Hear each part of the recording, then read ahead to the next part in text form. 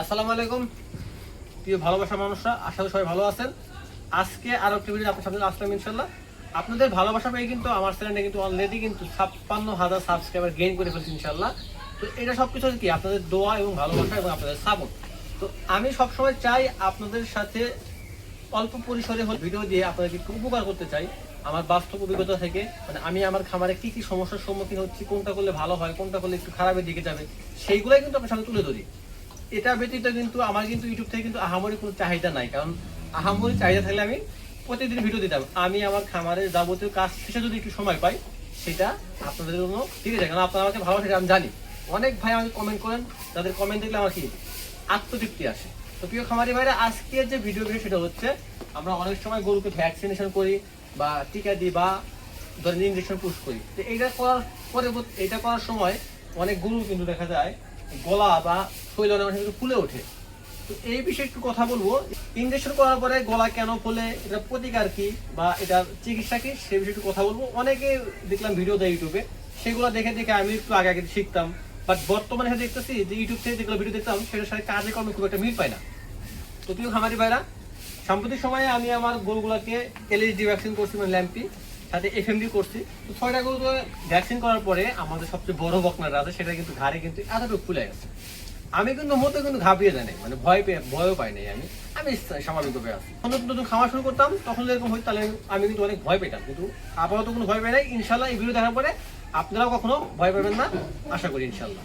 তো প্রিয় খামারি ভাইরা, ইঞ্জেকশন দেওয়ার কারণে যে কারণে মূলত এই সমস্যাটা হয় সেটা হচ্ছে যে ইঞ্জেকশন পুশ করতেছে তার ভুলের কারণে। কারণ আমরা যখন গরুর গলায় ইঞ্জেকশন পুশ করি, সেটা যদি চামড়া নিচে পুশ করার নিয়ম হয়ে থাকে এবং ভুলবশত যদি সেই পুশটা যদি মানে মাংসে গিয়ে আঘাত হানে, তাহলে কিন্তু গরু কিন্তু 100% কিন্তু গলাটা কি ফুলে যাবে। তো আমি যেটা দেখলাম, আমি এবার কিন্তু সরকারি ভ্যাকসিনটা দিছি, মানে এফএমডির। তো উনি খুব তাড়াহুড়া করে ভ্যাকসিনগুলো করছিল ভাই, আমার এটা খুব খারাপ লাগছে। দিন শেষে ওনাকে আমি সম্মানিও দিছি, বাট উনি যেভাবে তাড়াহুড়া করে ভ্যাকসিনগুলো করছে, যার কারণে আমার গরুরা এই ক্ষতিটা হয়েছে।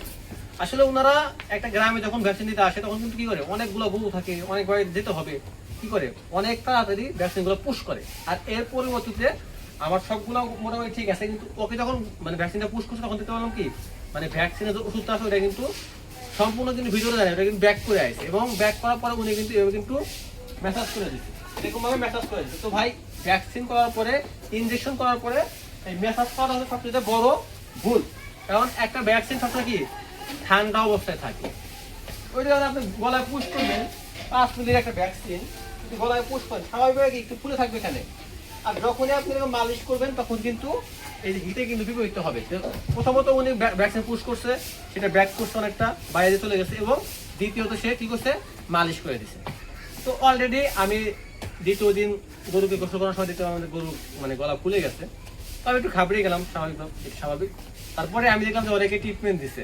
আসলে আমরা একটু ট্রিটমেন্টটা জানি, অনেকে ট্রিটমেন্ট দিচ্ছে দেখলাম ইউটিউবে, দেখলাম যে গরম পানিতে সেক দেওয়া লাগে বা গরম বালি দিয়ে একটু সেক দেওয়া লাগে। আসলে ভাই, এরকম কোনো কিছু করার দরকার নাই। যখন গরুর গলায় ফুলে যায় তখন কিন্তু ওই ভিতরে কিন্তু অনেক জ্বালা পোড়া করে এবং ওইটা কিন্তু অনেক গরম হয়ে থাকে। এখন এমন তো অবস্থায় আপনি যদি সেইখানে আবার গরম পানি দেন, তাহলে কি কাটার উপর নুনের ছিটা হইলো। আপনি চাইলে আপনার গরু যদি ফুলে যায়, আপনি একটা কাজ করবেন, সেটা কি আপনি এখানে ঠান্ডা বরফ মালিশ করতে পারেন একটু, এতটুকু। তাছাড়া ভাই ওখানে গরম সেক, গরম বালির সেক, গরম পানির সেক, গরম পানিতে ন্যাকড়া চুবিয়ে সেক দেওয়া, এইগুলা ভাই একদম অযথা। আপনাকে কিছুই করতে হবে না। 4-5 সপ্তাহের ভিতরে আশা করি এটা অলরেডি ঠিক হয়ে যাবে। অনেক ক্ষেত্রে 2 মাসও লাগে।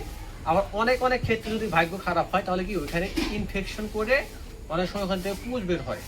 তো যদি ইনফেকশনের পর্যায়ে চলে যায়, তাহলে আপনাকে কিন্তু ওইরকম কোনো মানে ঘাবড়ানোর কিছু নয়। আপনি জাস্ট একটা ডাক্তার ডেকে এসে তাকে নিয়ে ড্রেসিং করে ওষুধ নেবেন, ঠিক আছে? এতটুকুই ভাই। তাছাড়া আপনি নিজের থেকে ওটাকে ফুটো করতে যাবেন না, বা ওটাকে আপনি মানে দোয়াই দিয়ে যাবেন না, মানে এরকম ধরবেন না, কোনো কিছু কথা হবে না। ও যেরকম আছে ওরকম থাকে। আপনি জাস্ট লক্ষ্য রাখবেন যে গলায় ইনজেকশন করার পরে গরুর জ্বর আছে কিনা, গরু খাওয়া দাওয়া কমায় দিচ্ছে কিনা, বা গরুর শ্বাস নিতে কষ্ট হচ্ছে কিনা।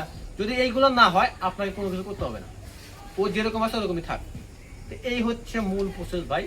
দয়া করে যে ভ্যাকসিনটা করবে বা ইনজেকশনটা পুশ করবে তাকে জাস্ট বলুন ভাই যদি চামড়ার নিচে যদি ইনজেকশন পুশ করতে হয় আপনি একটু সাবধানে দিয়ে দেবেন যাতে মাংসে আঘাত না হানে। এতটুকুই ভাই, জাস্ট এতটুকুই। যদি কেউ এটা যদি পারফেক্টলি করতে পারে আশা করি এই সমস্যার সম্মুখীন হবে না। তারপরে অনেক খামারে দেখা যায় যে 10-12টা গরু থাকলে একটা গরু এই সমস্যাটা হয়ে থাকে। তো এটা ভাই যদি একটু হৃদয় বিদারক, তারপরে এটাকে মেনে নিতে হবে এবং এটা নিয়ে ঘাবড়ানোর পিছনে আশা করি সবাই বুঝতে পারছেন। এবং যদি ভিডিওটা ভালো লাগে অবশ্যই কিন্তু একটা লাইক করবেন এবং আপনার খামারে কি এরকম ঘটনা ঘটে থাকে তাহলে সেটা অবশ্যই কমেন্ট করে জানাবেন। তাইলে আপনি আপনার আত্মীয় স্বজনদের সাথে এই ভিডিওটা শেয়ার করতে পারেন। আসসালামু আলাইকুম রহমতুল্লাহ।